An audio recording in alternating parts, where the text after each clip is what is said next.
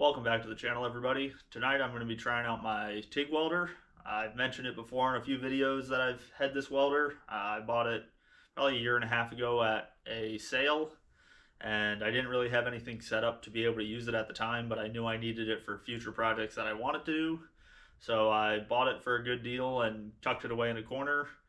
And I finally got around to setting up some of the accessories and stuff the way that I wanted to do it. So tonight I'm finally going to be testing it out and seeing if I still have the skills that I used to have when I welded way more frequently.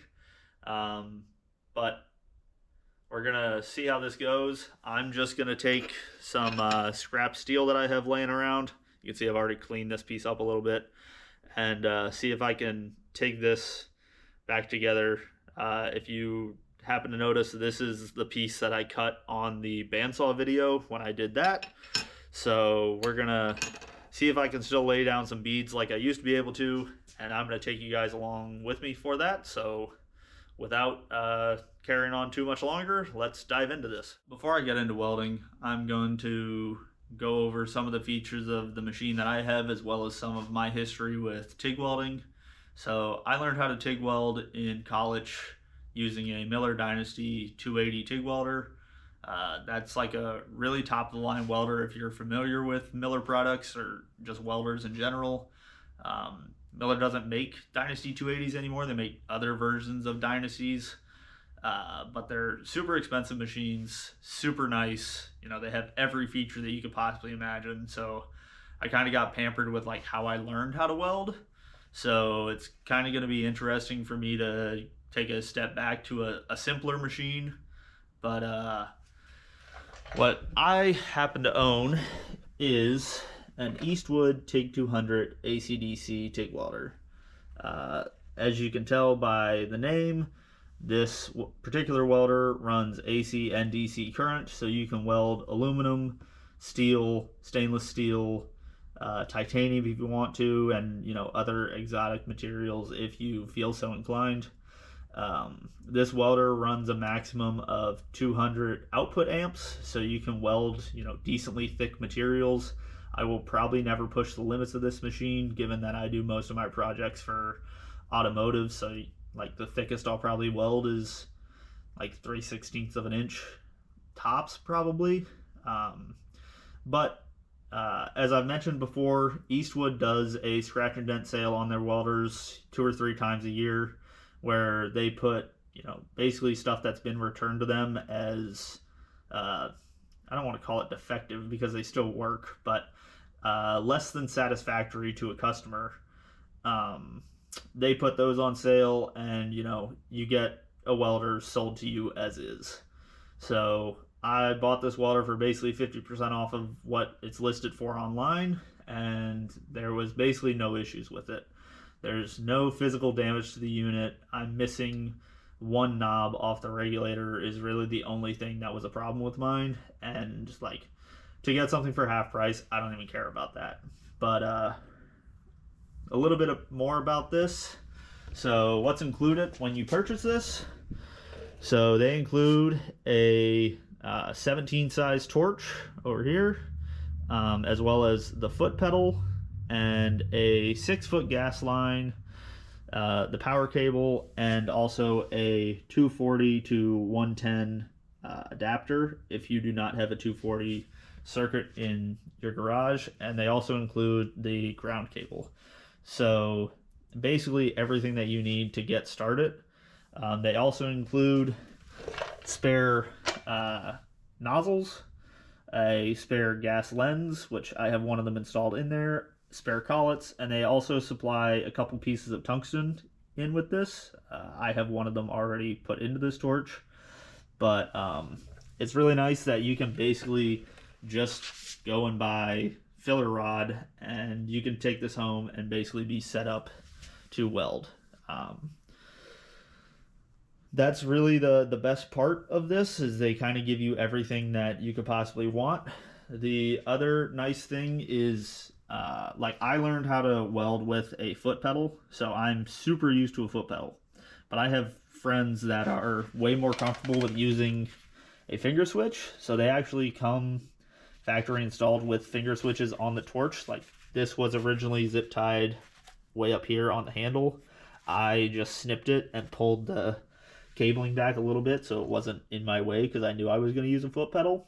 But it's nice that like that's already pre-installed in case I'm welding in tight areas or like laying underneath a car. I don't want to have to squeeze a foot pedal while trying to lay underneath something. So it might take some getting used to for me to try that, but it's definitely a nice option to have. That's most of the good things about this welder. The other nice thing is it does have a stick function, which is, I feel like, pretty standard for TIG welders, that you can run TIG or stick off of them. This particular welder does not come with a stick electrode holder, so if you want to use it as a stick welder, like, that's an additional purchase that you have to have. But it has panel control for amperage. It has panel control for clearancing effect, which is only used if you're doing AC. It also has a pre-flow adjustment and a post-flow adjustment, so that's super nice. And it is factory installed with a circuit breaker, so if you overdo the duty cycle on this machine, it will shut off for you and not just let you keep running till you burn up the board. The duty cycle of this particular machine is 60% if you're welding at 190 amps.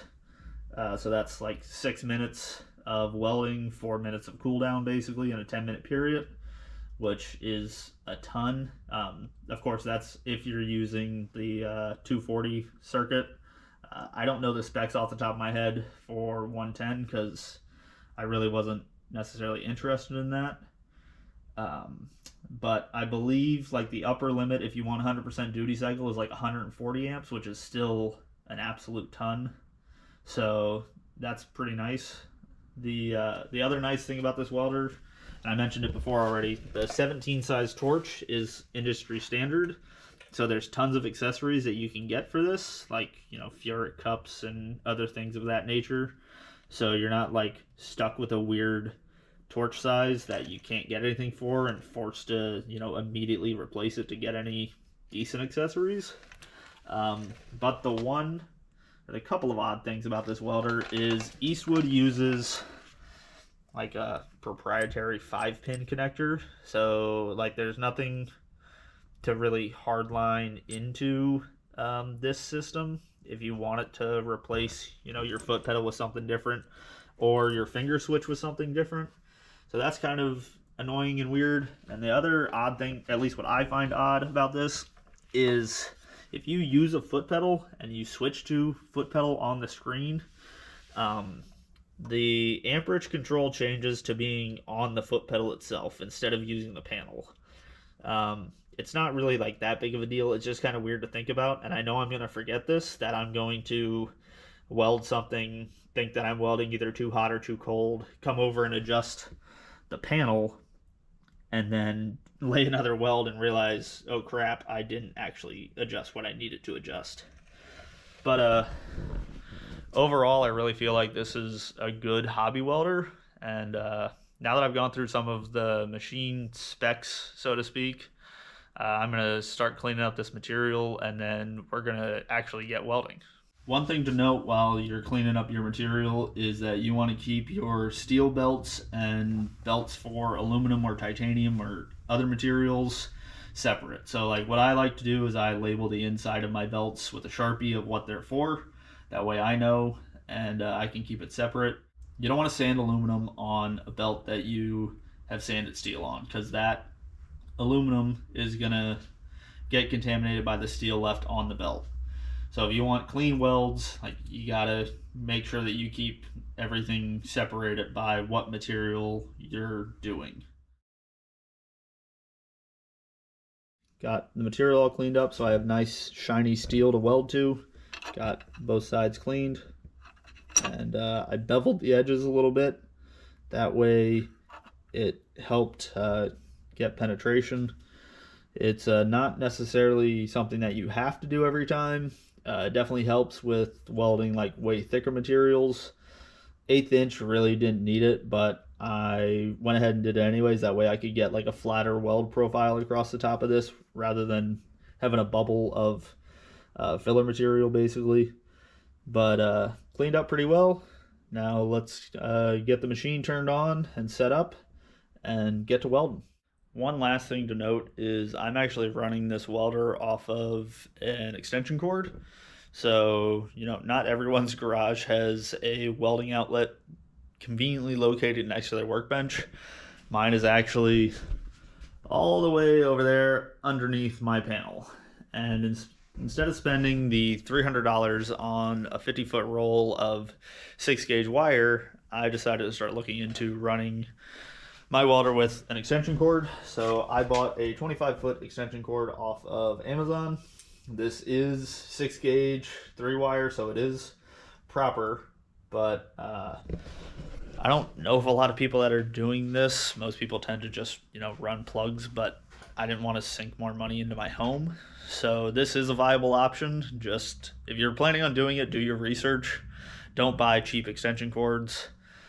Make sure that what you buy has a thick enough gauge, and be safe. Last thing that I'm really going to chit chat with you guys about is how I set up my welder. So Miller makes this fantastic app that basically gives you a good baseline of what you should be setting your welder up for. So as you can see, like, gives you all the options: MIG, flux cord if you're not using gas, stick, TIG. Obviously we're doing TIG. We are doing steel, and then we are doing an 1/8 inch butt weld because I've just butted these up against each other. So it'll tell you what your electrode diameter should be, as well as how big of a cup you should run, how thick of filler metal you should use, your polarity if that's something that you can change in your machine, an amperage range to start with, and argon and gas flow, and your welding speed if you're good enough to even care about that. But that's not something that I particularly look at. Mostly what I use this for is amperage range to give me something to start with. Obviously, like, I'm not a professional. I can't just look at material and go, oh yeah, you run it at this. So I use this as a great tool. All right, machine set up. I've sufficiently talked your guys' ear off for the last 10 plus minutes at this point, so let's get to welding. I know I said that I was done chit-chatting and that we'd start getting to the actual welding portion of this video, but when I went to go do that, I found that I was having issues getting the weld to actually start. So as you can see in all these videos that are playing in the background, I would get the arc to strike, but then it really would never melt any material and never even get to the point that I could attempt to start welding. I did some investigation with a multimeter and found that the circuit in the foot pedal that basically knows how far I'm pushing the pedal to know, if I want 100% of the amperage that I've set the welder to, that circuit was basically dead. So what was happening is I pushed the pedal, it would start the high frequency arc start portion of the welder, which is like 15 to 20 amps worth of power, strike the arc at that point, but it would never get any hotter than that. So I could get the weld to try and start, but unless I was welding like paper thin material, it was never going to melt anything. So I ended up switching back to the finger switch and zip tying that back onto the torch. And now we're going to get to actually welding some stuff.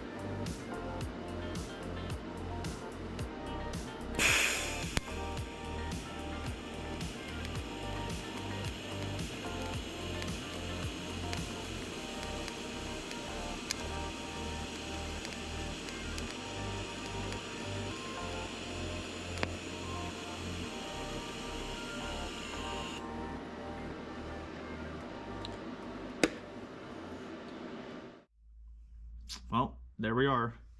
So this piece is what I used when I was trying to diagnose what was going on with the welder. So I actually welded this last night, but this is not what I recorded because I didn't know how it was going to go. Arguably, this weld is probably better than what I just did. But this is the piece that I just did, and it's still kind of hot, so I'm not going to try and handle it too much, but pretty good penetration. It's not the prettiest welds I've ever done, but it gets the job done. The arc started to kind of wander on me, and I also bumped the material with the filler rod on the backside, so that was that's why that gets a little squiggly there. But overall, I'm pretty happy. I cannot wait to start welding this exhaust for the Mark IV and start getting this car back together. So next videos will be focusing back on that car and starting to weld some stainless. So thank you for watching, thank you for subscribing, and have a good night.